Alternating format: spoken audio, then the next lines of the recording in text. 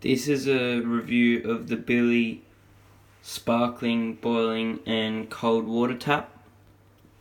So here we can see the top of that. We've got some different levers here. You push that one down and on there you can see how the left side is hot and the right side is cold, and the hot side has a lock on it, and that's a safety feature.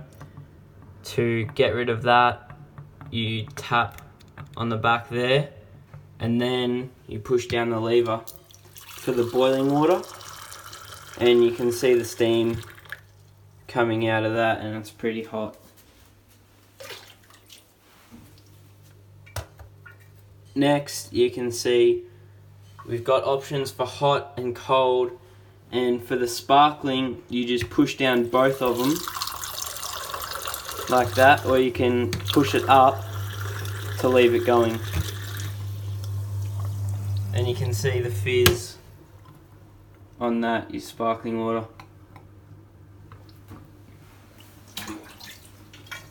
And for the last one, we've got just the regular cold water, and you can push it down for that or just pull it up to leave it going.